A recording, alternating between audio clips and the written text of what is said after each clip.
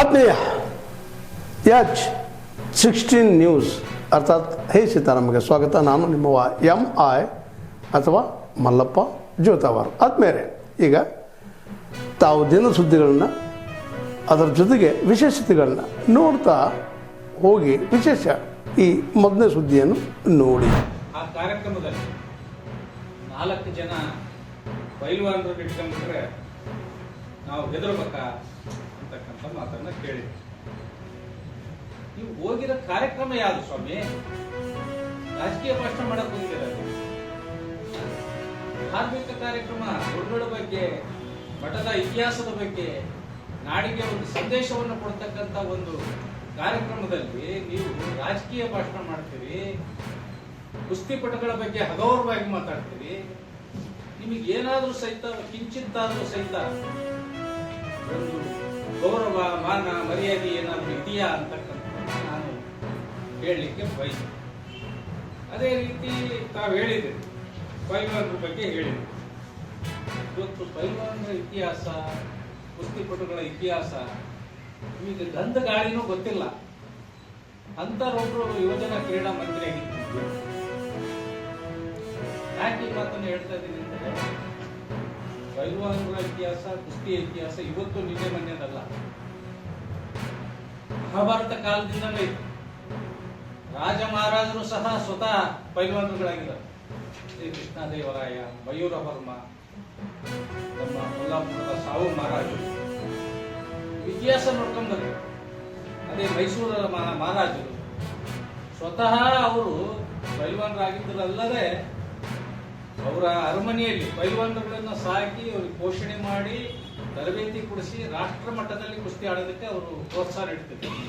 ಅಂತ ಒಬ್ಬ ಕುಸ್ತಿಪಟುಗಳ ಬಗ್ಗೆ, ಕ್ರೀಡಾಪಟುಗಳ ಬಗ್ಗೆ ಈ ರೀತಿ ಒಂದು ರೀತಿ ಕುಸ್ತಿಪಟುಗಳು ಅಂದ್ರೆ ಅವರು ದೌರ್ಜನ್ಯ ಮಾಡೋರು, ದಬ್ಬಾಳಿಕೆ ಮಾಡೋರು ಅನ್ನೋ ರೀತಿ ನೀವು ಒಬ್ಬ ಮಾಜಿ ಕ್ರೀಡಾ ಮಂತ್ರಿ ಮಾತಾಡ್ತೀರಿ ಅಂದ್ರೆ ನಿಮಗೆ ಕ್ರೀಡೆ ಬಗ್ಗೆ ಸ್ವಲ್ಪನೂ ಜ್ಞಾನ ಇಲ್ಲ ಅಂತಕ್ಕಂಥ ಮಾತನ್ನು ಈ ಸಂದರ್ಭದಲ್ಲಿ ನಾನು ಹೇಳಲಿಕ್ಕೆ ಬಯಸ್ತೇನೆ.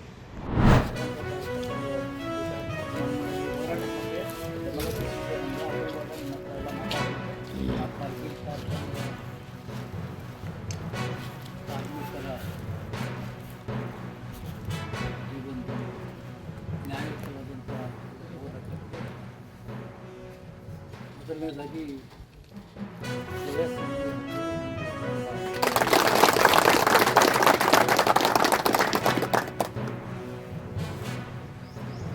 ನನಗೆ ಕಾರ್ಗಿಲ್ ಕಾರ್ಖಾನೆ 4 ತಿಂಗಳಿಂದ ಉತ್ಪಾದನೆ ಸ್ಥಗಿತಗೊಳಿಸಿದರೆ ಯಾರು ಕೇಳಲಿಲ್ವಲ್ಲಪ್ಪ,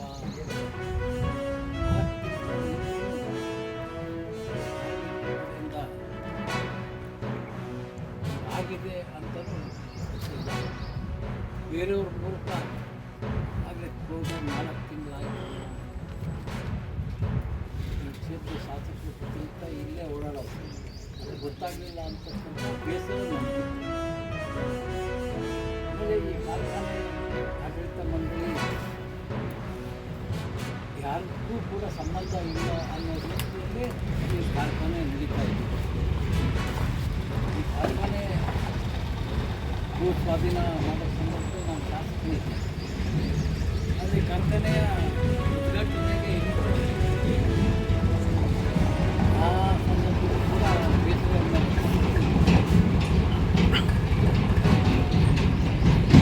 ಅದೇ ರೀತಿ ನಮ್ಮ ಕಾರ್ಖಾನೆ 4 ತಿಂಗಳಾಗ ಬಂದಾಗ ಯಾರು ಕೇಳಿಲ್ಲ ಉತ್ಪಾದಿದ್ದಾರೆ ಅಂತ ಅನ್ಕೊಂಡು 9 ತಿಂಗಳಿಂದಲೂ ಕೂಡ ಕೇಸಲ್ಲಿ ಹಾಕಿ ಕ್ರಮ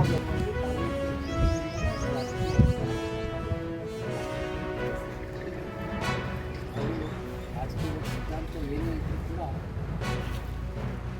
ನಮ್ಮ ಮನಸ್ಸಿರ್ತಕ್ಕಂಥ ಸಿದ್ಧಾಂತಗಳು ಯಾವುದೂ ಬದಲಾಗಲ್ಲ. ಆ ರೀತಿ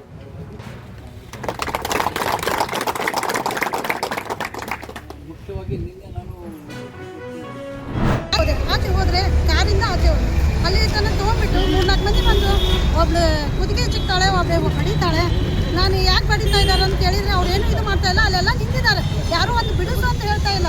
ಹಾಗೆ ನಾನು ತಳೆಬಿಟ್ಟು ನಾನು ಓಪನ್ ಕೋರ್ಟ್ನಲ್ಲಿ ಹೋಗ್ಬಿಟ್ಟು ಸಬ್ಮಿಟ್ ಮಾಡಿದ್ರು. ಹೀಗೆ ಮಾಡ್ತಾ ಇದ್ದಾರೆ. ಹೇಗೆ ನಮಗೆ ಫ್ಲೈಟ್ನಲ್ಲಿ ಏನು ಸೆಕ್ಯೂರಿಟಿ ಇದೆ, ಈಗ ನಮ್ಮ ಇದು ಯೂನಿಫಾರ್ಮ್ ಹಾಕಿದ್ರೆ ನಮ್ಗೆ ಏನೂ ಇಲ್ಲ ಅನ್ನೋದಕ್ಕೆ ಹೇಳಿದಾಗ ಅವರು ಜಸ್ ಸಾಹೇಬ್ರು ಹೇಳಿದ್ರು ಹೋಗಿ ಅಲ್ಲಿ FIR ಮಾಡ್ಕೊಳ್ಳಿ, ನಾನು ಇದು ಮಾಡ್ತೀವಿ, ನಿಮ್ದೇನಿದೆ ವಿಸಿಟ್ರು ಎಲ್ಲ ಅಟೆಂಡ್ ಮಾಡಿಸ್ತೀವಿ ಅಂತ ಹೇಳಿದ್ರು. ಅವಾಗೆಲ್ಲ ಅವ್ರು ತೊಗೊಂಬಂದ್ರೆ ಅಲ್ಲಿ ಮಹಿಳಾ FIR ಮಾಡೋಕ್ಕೆ ನಾನು ಪೊಲೀಸ್ ಸ್ಟೇಷನ್ ಹೋದ್ರೆ ಮಹಿಳಾ ಅಧ್ಯಕ್ಷ ಹೆಸರು ತೊಗೊಳ್ಳಿ ಅಂದ್ರೆ ಅವ್ರು ತೊಗೊಳ್ಳಿಲ್ಲ. ಅವ್ರು ಯಾರು ಅನ್ನೋದು ನಮ್ಗೇನು ಗೊತ್ತಿದೆ ಅಂತ ಅವ್ರು ಸಪೋರ್ಟೇ ಕೊಡ್ತಾ ಇದ್ದಾರೆ. ನಾನು ಹೇಳ್ತಿದ್ದೀನಿ, ಅವ್ರು ಕುಂತಿದ್ದಾಳೆ ಅಲ್ಲೇ, ಅವ್ರು ಇದ್ದಾರೆ, ಅವ್ರ ಹೆಸರು ಕೇಳಿಬಿಟ್ಟು ಅವ್ರ ಹೆಸರು ನಂಗೆ ಗೊತ್ತಿಲ್ಲ, ಮಹಿಳಾ ಅಧ್ಯಕ್ಷ ಅಂತಿದ್ದಾರೆ ಅವರು ಅಷ್ಟೇ, ನಮಗೇನು ಅವ್ರ ಇದೇನು ಗೊತ್ತಿಲ್ಲ. ಅವ್ರು ಹೇಳಿದರೆ ಅವ್ರು ಯಾರು ಅನ್ನೋದು ನಮ್ಗೇನು ಗೊತ್ತು, ನೀವು ಕೇಳಿ ಪೊಲೀಸ್ನವ್ರ ಅಥಾರಿಟಿ ಇರುತ್ತೆ, ನೀವು ಹೋಗಿ ಕೇಳ್ಬೋದಲ್ಲ. ನಾನು ಹೇಳ್ತಾ ಇದ್ದೀನಿ ಇಂಥ ಪರ್ಸನ್ ಅಂತ ಐಡೆಂಟಿಫೈ ಮಾಡ್ತಾ ಇದ್ದೀನಿ ಅಂದರೂ ಅವ್ರ ಬಗ್ಗೆ ತೊಗೊತಾ ಇಲ್ಲ. ನನಗೆ ಕುತ್ತಿಗೆ ಹಚ್ಚಿದ್ದಾರೆ, ನಾನು 307 ಸೆಕ್ಷನ್ ಹಾಕಿ ನನಗೆ ಬೆದರಿಕೆ ಕೊಡ್ತಾ ಇದ್ದಾರೆ, ನೀವು ಇಲ್ಲಿ ಹೆಂಗೆ ಹೋಗ್ತೀರ ಅಂತ ಹೇಳ್ತಾ ಇದ್ದಾರೆ. ಅದಕ್ಕೆ ನೀವು 307 ಸೆಕ್ಷನ್ ಹಾಕಿ ಅಂತ ಹಾಕಲೇ ಇಲ್ಲ. ನನ್ನ ಸ್ಟೇಟ್ಮೆಂಟ್ ತೊಗೊಂಡ್ರು ಅವರು, ಸ್ಟೇಟ್ಮೆಂಟ್ ತೊಗೊಂಡ್ರು ಅವರು, ಬಟ್ ಏನು ಅವ್ರೇನು ಸೆಕ್ಷನ್ ಹಾಕಲಿಲ್ಲ. ಅವರು 354 ಇದು ಹಾಕಿದ್ದಾರೆ. ಈಗ BNSSನಲ್ಲಿ 118 ಅಂತ ವಾಲಂಟ್ರಿ ಕಾಸಿಂಗ್ ಹಂಟ್, ಇನ್ನೊಂದು BNSSನಲ್ಲಿ 115 ಕ್ಲಾಸ್ 2, ದೆನ್ 126 ರಾಂಗ್ಫುಲ್ ರಿಸ್ಟ್ರೈನ್, ಇನ್ನೊಂದು BNSSನಲ್ಲಿ 252 ಇಂಟೆನ್ಷನಲಿ ಇನ್ಸಲ್ಟ್ ಮೋಡೆಸ್ಟಿ ಅಂತ, 351 ಕ್ರಿಮಿನಲ್ ಇಂಟಿಮಿಡೇಷನ್ ಅಂತ ಹಾಕಿದ್ದಾರೆ, 79 insult ಮೋಡೆಸ್ಟಿ of women and 3 class 5 criminal act done by the serial persons ಅಂತ ಹಾಕಿದ್ದಾರೆ. ಇವೆಲ್ಲ ಬೇಲೆ ಇವೆಲ್ಲ ನಾನ್ ಬೇಲೆಬಲ್ ಹಾಕಿ ಅಂತ ಹೇಳಿದೆ. 307 ಹಾಕಬೇಕಾ, ನಂಗೆ ಧಮಕಿ ಕೊಟ್ಟಿದ್ದಾರೆ, ಒಪ್ಪಲ್ಲಿ ಧಮಕಿ ಕೊಟ್ಬಿಟ್ಟು ಅವರು ಹಾಕಲಿಲ್ಲ. ಕುತ್ತಿಗೆ ಹಿಚ್ಚಿದ್ದಾರೆ, ಹಿಚ್ಚಕ್ಬಿಟ್ಟು ಹೊಡಿತಾ ಇದ್ದಾರೆ. ಏನಾರು ಆಗ್ಬಿಟ್ಟು ಅವ್ರ ಕಡೆ ಶಾಪ್ ತಗೊಂಡಿದ್ರೆ ನಾನು ಸತ್ಬಿಟ್ಟಿದ್ದೆ ಆನ್ ದಿ ಸ್ಪಾಟ್. ಏನು ಮಾಡ್ತಿದ್ರು ಆಮೇಲೆ ಏನೂ ಮಾಡೋಕ್ಕಾಗ್ತಿಲ್ಲ. ನಾನು ಸ್ವಲ್ಪ ಸ್ಟ್ರಾಂಗ್ ಇದ್ದಿದ್ದಕ್ಕೆ ಕಳ್ಬಿಟ್ಟು ನಾನು ಹೋದೆ. ಈ ಸಿಚುವೇಷನಲ್ಲಿ ಯಾರಿಗೂ ಆಗೋದಿಲ್ಲ ಆ ಥರ ಹೋಗಿ ಸಬ್ಮಿಷನ್ ಮಾಡಬೇಕಂದ್ರೆ ಸಾಧ್ಯ ಇಲ್ಲ. ಅವರೆಲ್ಲ ಈ ಥರ ಮಾಡಿಬಿಟ್ಟು ಎಲ್ಲ ಪ್ಲ್ಯಾನ್ ಬಿಟ್ಟೇ ಮಾಡಿದ್ದಾರೆ. ಮೋಟಿವ್ ಇದೆ, ಇಂಟೆನ್ಷನ್ ಇದೆ, ಮಾಡೇನೆ ಮಾಡಿದ್ದಾರೆ, ಹಾಗೇನು ಯಾರೂ ಮಾಡಲ್ಲ.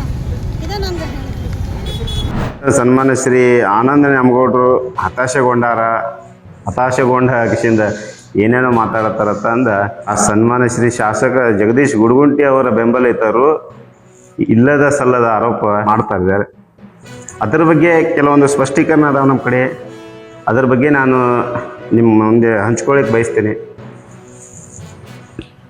ಹಕ್ಕುಪತ್ರ ವಿಷಯದ ಕುರಿತು ಹಿಂದಿನ ಶಾಸಕರಾದಂಥ ಸನ್ಮಾನ್ಯ ಶ್ರೀ ಆನಂದ್ ನ್ಯಾಮಗೌಡರು ದಿನಾಂಕ 11/8/2021 ಒಂದು ಸ್ಲಮ್ ಬೋರ್ಡ್ಗೆ ಹಕ್ಕುಪತ್ರ ಕೊಡಿಸುವ ಸಲುವಾಗಿ ಏನು ಮುನ್ನೆಚ್ಚರಿಕೆ ಕ್ರಮ ತಗೋಬೇಕು, ಅದ್ರ ಬಗ್ಗೆ ಏನು ಆಗಬೇಕು ಅಂತ ಅನ್ನೋದು ಅವಾಗಿನ ಸಿದ್ದು ಮೀಶಿ ಅವರು ಅಧ್ಯಕ್ಷರಿದ್ದರು.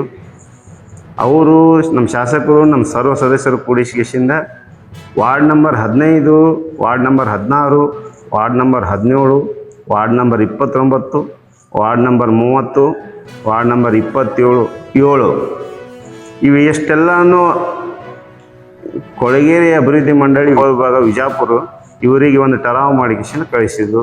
ಇದು ಯಾಕಂದರೆ ಇದನ್ನು ನಾನು ಸುಮ್ಮನೆ ಮಾತಾಡ್ತಾ ಇಲ್ಲ, ಇಲ್ಲಿ ನಮ್ಮದು ಆ ಟರಾವ್ ಮಾಡಿದ ಡೇಟು ಸಹಿತ ಇದರ ಪ್ರತಿನೂ ತೊಗೊಂಬಂದೀನಿ. ಏನೋ ಒಂದು ಸುಳ್ಳು ಪ್ರಚಾರ ಮಾಡ್ತೀನಿ ಅಂತ ನೀವು ಹೇಳ್ತಿರ್ಲಿಲ್ಲ, ಇದಕ್ಕೆ ನಾವೆಲ್ಲ ಒಪ್ಪಲ್ಲ. ನಮ್ಮ ಕಡೆ ಎಲ್ಲ ದಾಖಲೆಗಳು ಅದಾವೆ. ಯಾವಾಗ ನಾವು ಈ ಕೆಲಸ ಸ್ಟಾರ್ಟ್ ಮಾಡಿವು ಸುಮಾರು ಒಂದು 2-3 ವರ್ಷದ ಜೊತೆ ಗುದ್ದಾಡಿಕೆಸಿಂದ ಬೆಳಗಾವಿ, ಬಾಗಲಕೋಟು, ಬೆಂಗಳೂರು ಈ ಥರ ಎಲ್ಲ ಇದು ಕೆಲವೊಂದು ಅನುಮೋದನೆ ತೊಗೋಬೇಕಾರೆ ಇದಕ್ಕೊಂದು ಕೆಲವೊಂದು ಪ್ರೊಸೀಡಿಂಗ್ ಅದಾವೆ.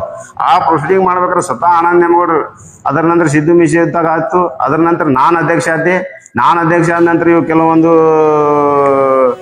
ಸ್ಲಮ್ ಘೋಷಣೆ ಮಾಡಕ್ಕೆ ಪರ್ಮಿಷನ್ ತಗೋತಕ್ಕ ಅಂದರು ಸ್ವತಃ ಸಾಹೇಬ್ರು. ನಾನು ಹೇಳ್ದೆ ಆನಂದ್ ನ್ಯಾಮಗೌಡರು ಫೋನ್ ಹಚ್ಚಿ ಮಾತಾಡಿದ್ದು ನಾ ಅಧ್ಯಕ್ಷ ಅವ್ರೊಳಗೆ ಸ್ವತಃ DC ಅವ್ರ ಮುಂದೆ ಕೂತ್ ಸಾಹೇಬ್ರ ಯಾಕ್ರಿ ನಮ್ಮ ಜನಕ್ಕೆ ಕೊಡ್ಬೇಕು, ನಾವು ಹಕ್ಕುಪತ್ರ ನಾವು ಮಾತು ಕೊಟ್ಟಿದ್ದೀನಿ ಅಂತೆಲ್ಲ ಹೇಳಿಕೆಸಿಂದ ಕನ್ವಿನ್ಸ್ ಮಾಡಿ ಅವತ್ತು ಇಷ್ಟೆಲ್ಲ ಪ್ರದೇಶಗಳನ್ನ ಕೊಳಚೆ ಪ್ರದೇಶ ಅನುಮೋದನೆ ತಗೊಂಡಾಗ ಯಾವಾಗ ಸ್ಲಮ್ ಅಂತ ಫೈನಲ್ ಆದಿಂದ 8/9/2022 ಸನ್ಮಾನ್ಯ ಶ್ರೀ ಆನಂದ್ ನ್ಯಾಮಗೌಡರು ಸ್ವತಃ DC ಅವ್ರ ಮುಂದೆ ಕೂತ ನನಗೆ ಫೋನ್ ಮಾಡಿಸಿಂದ ಎಲ್ಲಿ ಉಳಿದ ಫೈಲ್ ಅಂತ ಕೇಳಿದಾಗ ಸರ್ ಹಿಂಗೈತ್ರಿ ಅವ್ರೊಂದು ಫೈನಲ್ ಆತರ ನಾವು ಆಮೇಲೆ ಲಿಸ್ಟ್ ಮಾಡಕ್ಕೆ ನಮ್ಗೆ ಅನುಕೂಲ ಆಕತ್ತೆ ಅಂದಾಗ ಸ್ವತಃ ಆನಂದ್ ನ್ಯಾಮಗೌಡರು ಖುದ್ದಾಗಿ ಕೆಲಸ ಮಾಡ್ಯಾರ. ಮತ್ತು ಅವ್ರು ಮಾಡಿದ ಕೆಲಸ ಅವ್ರು ಹೇಳ್ಕೊಳ್ಳಾರ, ನಾವು ಮಾಡಿದ ಕೆಲಸ ನಾವು ಹೇಳ್ಕೊಳಿಕ್ಕಾರೆ. ಯಾಕೆ ನೀವು ಎಷ್ಟು ಸುಳ್ಳನ್ನ ಇದ್ರೊಳಗೆ ನಿಮ್ದು ಏನು ಸಾಧನೆ? ಸನ್ಮಾನ್ಯ ಶ್ರೀ ಜಗದೀಶ್ ಗುಡ್ಡಗಿರಿ ಸಾಹೇಬ್ರೇ, ನಿಮ್ಗೆ ಕೇಳ್ತೀನಿ ನಾನು, ನೀವು ಏನು ಇವತ್ತು ನಿಮ್ಮ ಬೆಂಬಲಿತರ ಪರವಾಗಿ ನೀವು ಇದನ್ನೇನು ಒಂದು ಸಾಮಾಜಿಕ ತಾಂತ್ರಿಕ ವಿಡಿಯೋ ಹಚ್ಚತ್ತಿರಲಿಲ್ಲ, ಅದಕ್ಕಿದ್ರೆ ನಾನು ಅದಕ್ಕೆ ಬಹಿರಂಗ ಸವಾಲು ಹಾಕ್ತೀನಿ ನಿಮಗೆ.